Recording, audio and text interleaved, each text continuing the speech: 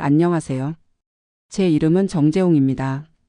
올해 70살, 지금은 강원도 평창의 작은 산골 마을에서 텃밭을 일구며 살고 있습니다. 그런데 3년 전만 해도 저는 경기도 양평에서 펜션을 운영하는 사업가였고, 그 전에는 28년 동안 중소기업 회계팀장으로 일했습니다. 제 인생이 어떻게 이렇게 급격히 바뀌게 되었는지, 그리고 그 과정에서 무엇을 배웠는지 말씀드리고 싶습니다. 대구에서 태어난 저는 대학에서 회계학을 전공하고 졸업 직후 S전자의 협력업체 회계팀에 입사했습니다. 사실 저는 어릴 때부터 계산하는 것을 좋아했습니다. 초등학교 때는 용돈 기입장을 만들어 쓰고 중학교 때는 가족의 한 달 생활비를 표로 정리해 드렸을 정도니까요. 숫자와 표, 차트가 제게는 마치 그림처럼 아름답게 느껴졌습니다. 회사에서는 항상 정확함을 추구했습니다. 이런 차이도 용납하지 않고 끝까지 찾아내는 성격 때문에 직원들은 저를 계산기 정과장이라고 불렀습니다. 한 번은 결산 보고서에서 100원 차이가 났는데 새벽 3시까지 남아 결국 그 100원을 찾아낸 적도 있습니다. 회사 대표는 정 팀장이 있어서 우리 회계는 걱정이 없다라고 항상 말씀하셨죠. 업무에 매진하면서도 제 취미는 항상 텃밭 가꾸기였습니다.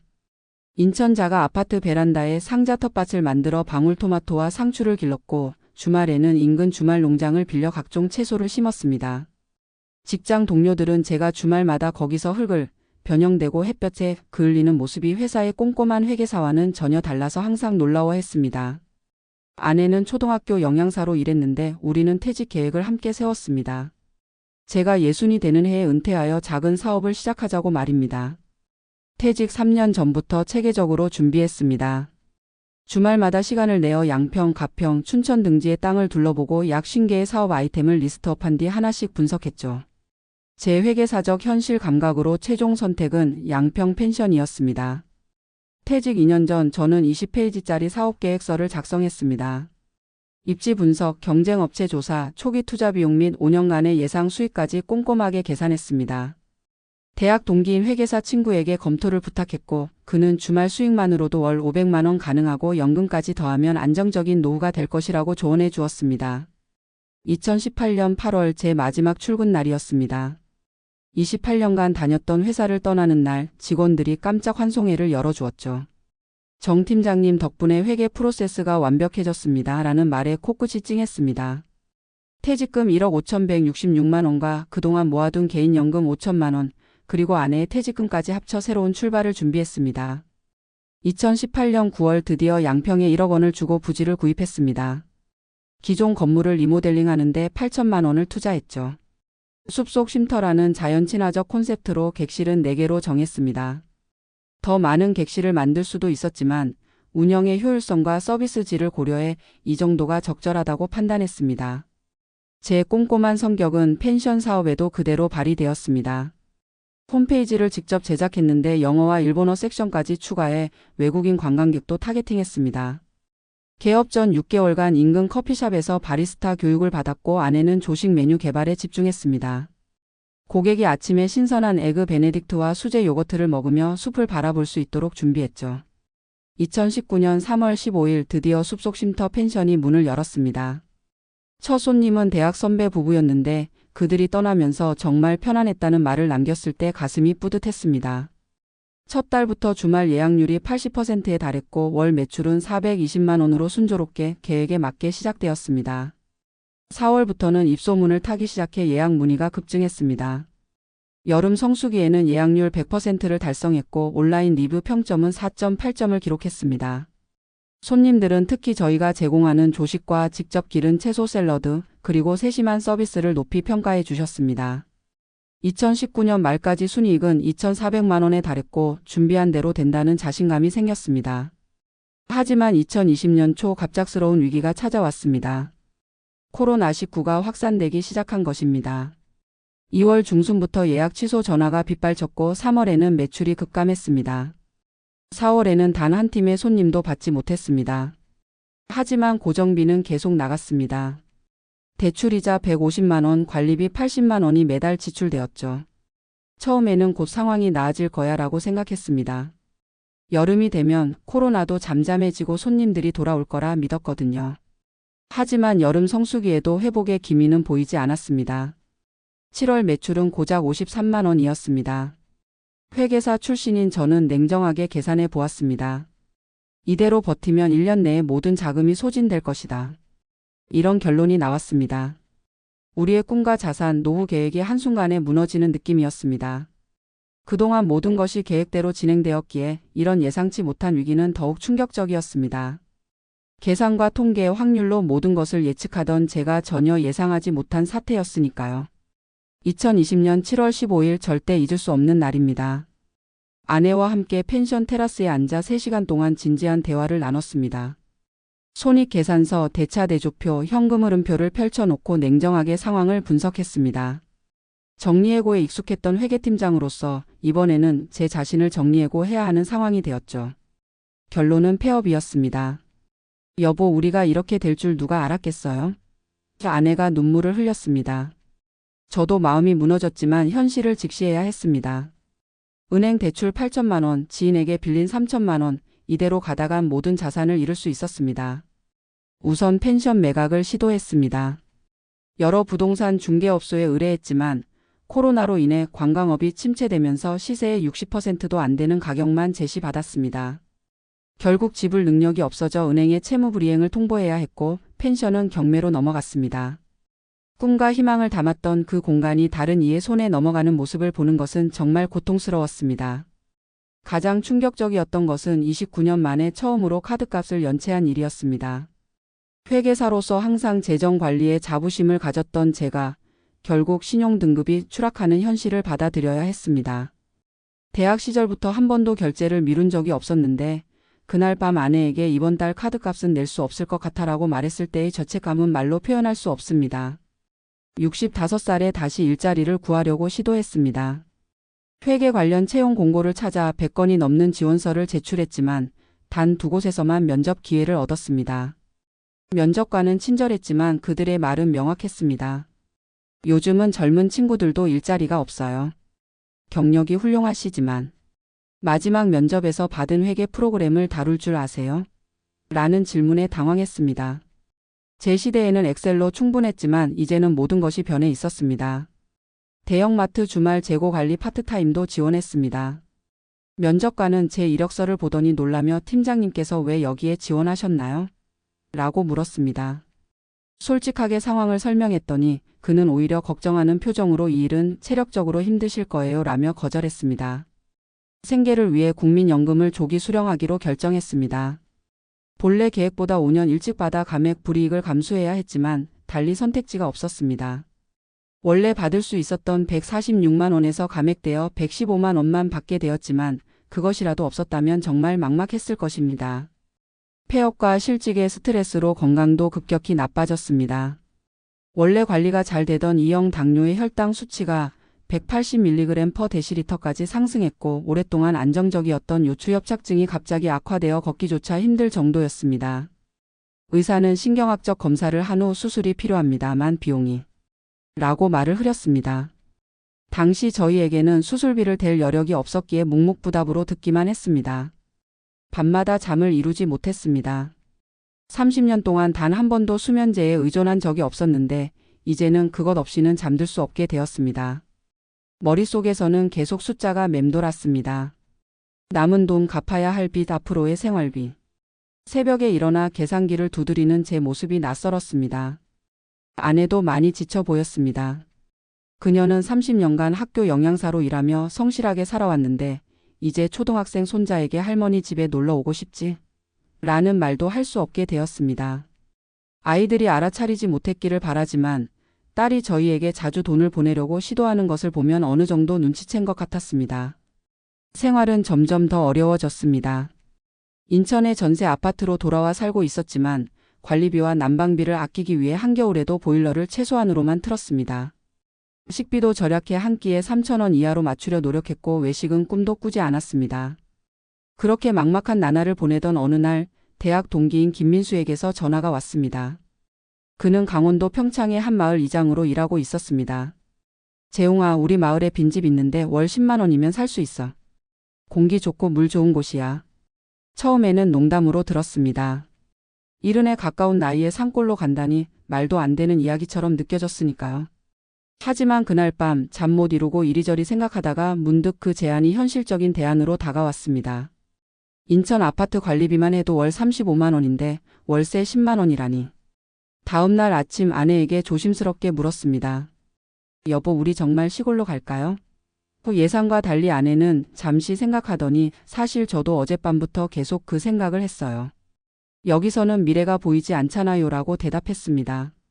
그렇게 우리는 인생의 새로운 장을 향해 첫걸음을 내딛기로 했습니다. 2020년 9월 10일 처음으로 평창군 진부면의 오지마을을 방문했습니다. 서울에서 기차로 2시간 그리고 시외버스로 또 1시간을 달려야 하는 외진 곳이었습니다. 마을버스는 하루에 단 2번만 운행된다고 했습니다. 친구 민수가 역까지 마중 나와 마을로 안내해 주었습니다. 계곡을 따라 구불구불한 길을 10분쯤 올라가자 작은 마을이 나타났습니다. 20여 가구가 모여 사는 곳으로 대부분 70살 이상의 노인들이었습니다. 젊은 사람은 거의 보이지 않았고 학교도 10km 떨어진 곳에 있다고 했습니다. 빈집은 산자락에 위치한 50년 된 한옥이었습니다. 주변은 온통 녹음으로 뒤덮여 있었고 집 앞으로는 작은 개울이 흘렀습니다.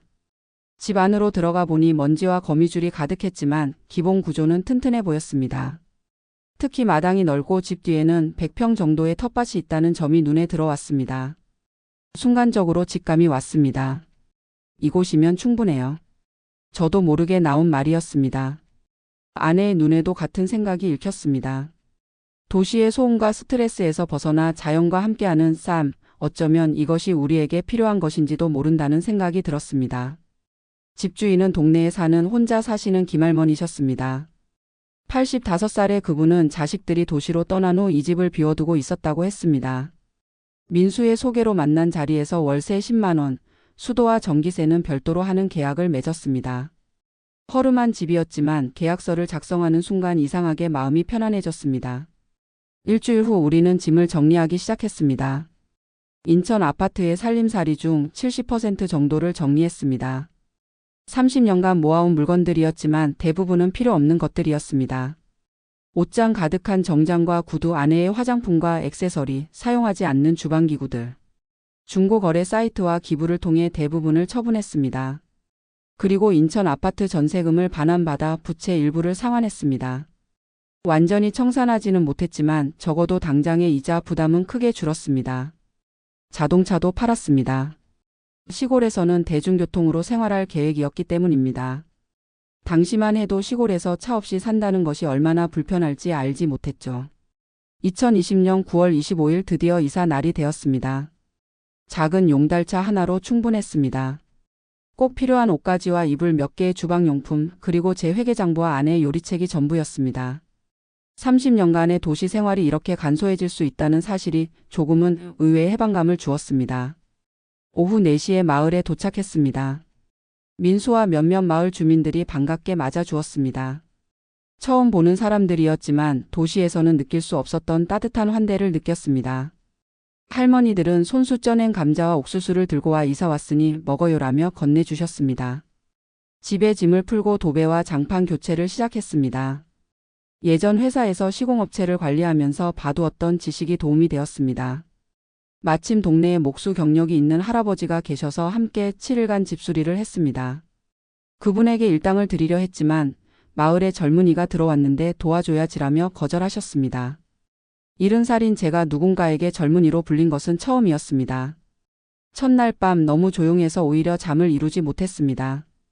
30년간 도시의 소음 속에 살다가 산속의 정적을 마주하니 낯설었던 것이죠. 모든 것이 새로웠습니다. 밤하늘에 가득한 별들, 귀뚜라미 소리, 그리고 아침에 닭 울음소리로 잠에서 깨는 경험까지. 이틀째 되는 날 이웃집 박할머니가 찾아오셨습니다. 도시에서 왔다고 하니 농사는 어떻게 지을래? 내가 가르쳐 줄게. 그렇게 텃밭 농사에 대한 첫 수업이 시작되었습니다. 씨앗을 뿌리는 방법부터 배웠습니다. 씨앗은 이렇게 뿌리는 거요, 도시 양반. 할머니의 투박한 가르침을 따라 처음으로 배추 모종을 심었습니다. 농기구 사용법도 하나씩 배워갔습니다. 호미를 쥐는 법, 삽으로 땅을 파는 법, 물주기 요령까지. 회계사 시절의 꼼꼼함은 여기서도 빛을 발했습니다. 텃밭 일지를 작성하기 시작했고 날씨와 작물 상태, 농사 팁을 매일 기록했습니다. 농사에도 회계처럼 규칙과 패턴이 있다는 것을 알게 되었습니다. 처음 며칠간은 온몸이 아파 거의 움직일 수 없을 정도였습니다. 30년 넘게 사무실 의자에 앉아 있던 몸이 갑자기 농사일을 시작하니 모든 근육이 비명을 질렀습니다. 특히 요추 협착증이 있는 상태에서 구부정한 자세로 일하는 것은 고통스러웠습니다. 하지만 의외로 일주일이 지나자 점점 적응되기 시작했습니다. 50만 원으로 살아가는 극단적 절약 생활은 생각보다 빨리 익숙해졌습니다. 국민연금 115만 원 중 65만 원은 남은 대출 상환에 사용했고 월세 10만 원, 공과금 15만 원, 식비 20만 원, 통신비 5만 원. 이렇게 계산하면 거의 남는 게 없었습니다. 고기는 월 1회로 제한하고 대부분 채소 위주 식단으로 바꿨습니다. 마을에는 공동 목욕탕이 있어서 4,000원에 이용할 수 있었습니다. 옷은 집 앞 개울가에서 직접 빨래했습니다. 처음에는 어색했지만 자연 속에서 하는 일상이 점점 즐거워졌습니다. 이렇게 사는 게 진짜 사는 거구나라는 생각이 들기도 했습니다. 가장 어려웠던 것은 병원 문제였습니다. 읍내까지 가려면 버스를 타고 30분을 가야 했고 종합병원은 아예 춘천이나 원주로 나가야 했습니다. 당뇨 약을 타러 가는 것도 하루 일정이 되었습니다. 하지만 그런 불편함보다 이곳에서 찾은 평화가 더 값지게 느껴졌습니다. 시골 생활이 시작된 지 한 달쯤 지났을 때 텃밭에서 첫 수확의 기쁨을 맛보았습니다. 늦여름에 심었던 상추가 자라서 수확할 수 있게 된 것입니다. 비록 작은 양이었지만 직접 기른 채소로 만든 저녁 식사는 특별했습니다. 아내는 이렇게 신선한 상추는 처음이에요라며 행복해했습니다. 첫 해 농사는 실패와 성공이 공존했습니다. 감자는 병충해로 거의 수확하지 못했고 배추는 벌레가 먹어 절반 정도만 건졌습니다. 하지만 상추와 고추, 방울토마토는 풍작이었습니다. 동네 할머니들이 알려주는 농사 지식이 큰 도움이 되었습니다. 초보자니까 이 정도면 잘한 거야 라는 그들의 위로가 큰 힘이 되었습니다. 두 번째 해에는 더 욕심을 내어놓은 50평을 추가로 임대해 벼농사에도 도전했습니다. 모내기부터 김매기, 수확까지 모든 과정을 마을 어르신들의 지도 아래 배워갔습니다. 결과는 놀라웠습니다. 120kg의 쌀을 수확한 것입니다. 1년 동안 먹을 쌀을 직접 지었다는 사실이 믿기지 않았습니다. 닭장을 지어 암탉 10마리를 키우기 시작한 것도 큰 변화였습니다.